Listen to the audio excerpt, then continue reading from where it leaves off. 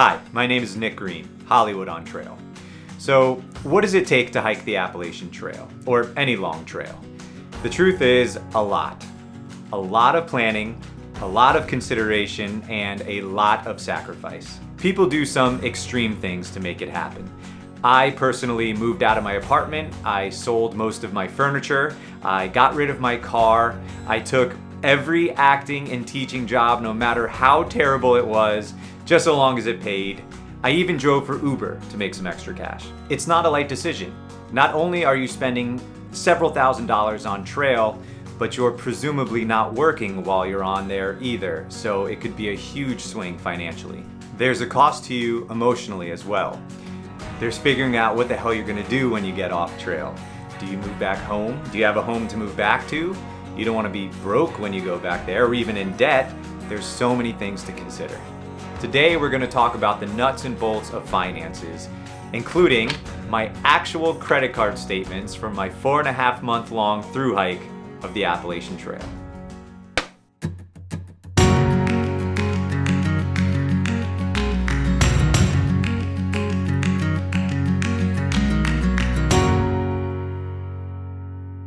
Before we dive in, I want to say that I just got back from the annual ALDHA gathering in Williamstown, Massachusetts.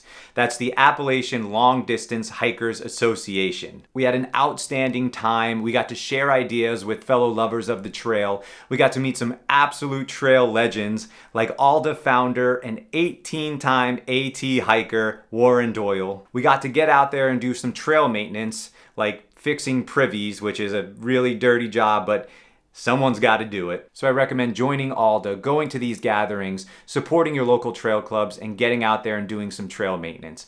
It's our trail. She gives so much to us. She always provides. It's our turn to give something back. All right, let's get going.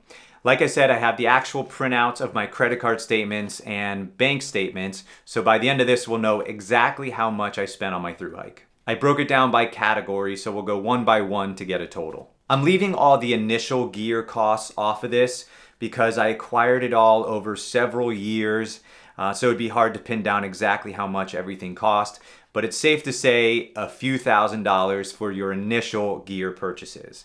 For these purposes, we're going to talk about on-trail costs. Okay, first things first, getting to trail, either to Springer Mountain in Georgia or up to Maine if you're a Sobo, or anywhere else on trail if you're flip-flop. I flew into Atlanta, Georgia, then had a very nice friend pick me up, lend me a bed for the night, and then drove me to trail the next morning. My flight was $128.98 one way from LAX to Atlanta. It was a cheap COVID flight. I just bought that one-way trip because I knew at the very end I was gonna take a road trip back from Maine to Los Angeles. So one-way flight for me. Next on the list is gear repair. This can be anything like your fuel cost for your stove to, say, your backpack breaks and you need to kind of get a new one or something like that. I bought an sack and used it as a bear bag for a while, to, of course, your shoes, of which I bought 4 pairs along the way. This came out to a total of $635.12. My gear actually held up pretty well, so I didn't need to buy a new pack or a new tent or a new sleeping bag or anything like that, which would have been obviously several $100s more. Next is the really big cost for me, and that's resupplies for food and in-town meals. This is what I spent most of my money on.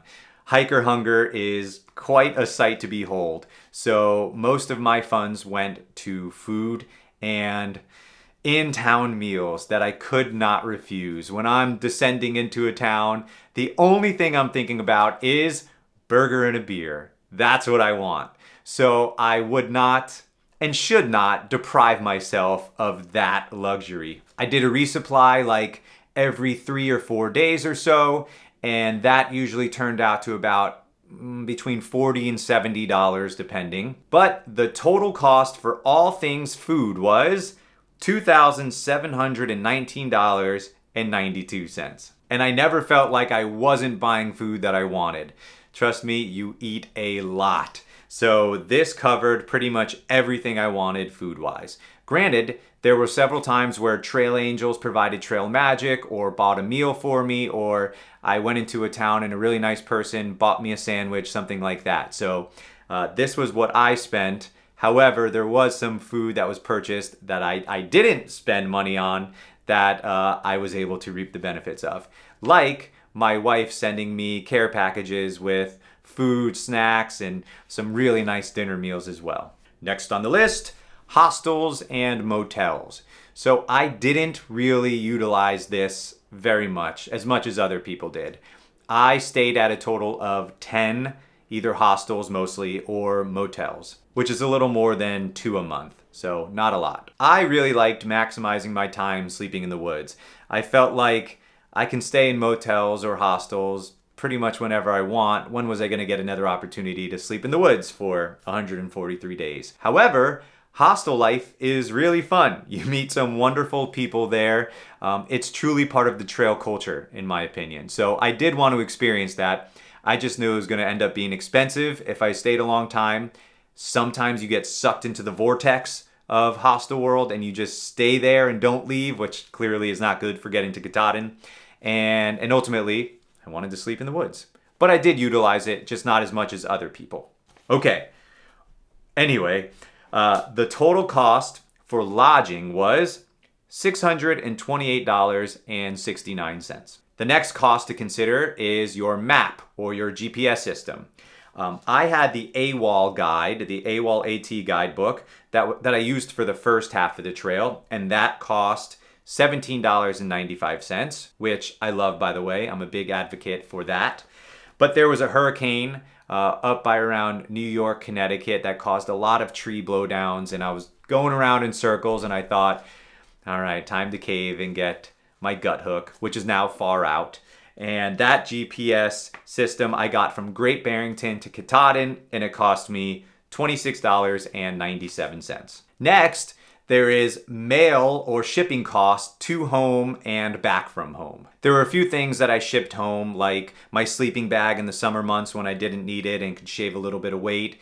And then I got my sleeping bag back in fall when I was getting really cold. Some love letters that I sent home that are really nice to write. So anything like that. Now, a few people sent me things like my wife and my parents and friends that they paid for and I didn't have to dish out the money for. But in total, I spent $121.30 on shipping. Moving along, there are experiences or excursions like I aquablazed, which is when you take a canoe down the river. So I did that for part of the Shenandoahs, which I highly recommend.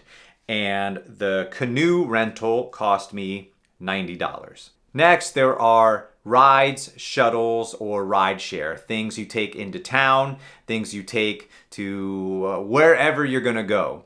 Now, I did not use or need too many of these things because typically I just stuck my thumb up and a nice passerby would pick me up and bring me into town for resupplies. But sometimes you know you're gonna be getting off trail at like a dirt road. It's gonna be difficult to find somebody, so you wanna plan in advance for a shuttle. The hostels run shuttles. There are other townsfolk who run shuttles as well, and sometimes they cost a little bit of money. Again, I didn't use this too much. I typically found a way. However, I did spend $50 total on rides. All right, next are medical or clinic bills. Now, injuries happen, giardia happens, things happen. So sometimes you gotta go to a clinic. I had really bad shin splints for a while that I thought may have turned into a stress fracture. So I went to a clinic and got an x-ray. And that cost me $120 for the visit and the x-ray. Next is cash. I carried a little bit of cash with me throughout the entire trip. And now most places take your credit card, but I never knew if I was gonna need cash for something. I sometimes split a bill with somebody at a restaurant or something like that. Or I would tip a busker playing a really nice song on guitar, making me happy. So whatever, things like that. It's all your miscellaneous cash cost. All I know is that I took out $240 from the ATM and then I spent it. I'm not quite sure what it was on, but it was spent regardless. So total on-trail expense was $4,778 $6,074.93. But there's one more thing we're going to talk about in a minute. However, that works out to about a little over $1,000 a month. You can easily spend way more than this if you go into town more often and stay in town. That was one place that I really cut costs that I know a lot of people are spending tons of money on. And it's tempting. It is. You get those comforts for even a second and you think, oh man, maybe I'll just stay a day or two more. But the reality is, one, for timing's sake, it's really tough to do that. And two, it really adds up. So if you're looking to cut costs, hostels, motels, in-town stays are a great place to do that. To spend less than me on trail, you can hardly ever go into town or not stay at hostels at all. You can also eat out of your pack instead of getting your burger and a beer, which I highly recommend against. You've been working really hard. You deserve a burger and a beer. You earned it. And the last thing to consider in terms of expenses is everything you have going on back home. Your bills, health insurance, phone bill, car insurance, rent, mortgage, anything you have ongoing that you cannot stop. Now, I didn't do this, but some people will get like a supplemental health insurance, a traveler's insurance to go on top of their insurance. I did not do that, but it's a consideration as well. Clearly, everybody's going to be different in this category. I was able to work it to where I didn't have rent, I didn't have a car payment or car insurance, and I was able to keep this cost relatively low. So while I was gone on a phone bill, health insurance, and other extraneous costs like that, I spent around $2,000 on everything I had going on in my off-trail life. So, the grand total of being gone for 4.5 months on the Appalachian Trail was $6,778.93. Everybody's going to be different in terms of how much money they spend on trail. I personally knew that finances were a big consideration for me. I didn't have an endless pit of money to throw at my lovely little hiking hobby, so I had to cut costs where I could. However, I wanted to maximize my experience out there, so I didn't want to cut costs where I thought it would hurt my experience. As you can see, it's not cheap, but it doesn't have to be exorbitant either. It's the absolute adventure of a lifetime. So work those jobs, no matter how menial or trivial they are beforehand. Do things you wouldn't otherwise do, make that extra buck, and get out there and make it happen. If you like what you saw here, go ahead and hit the subscribe button so you'll get all the up-to-date videos as soon as they come out. Leave a comment below. Let me know how much you spent on your Thru-Hike, how much you're planning to spend on your Thru-Hike, or if you think I'm absolutely crazy for spending this much money or not enough money at all. Please let me know below. Remember, if you can't carry it in your pack or in your soul, sometimes in your wallet, you don't need it.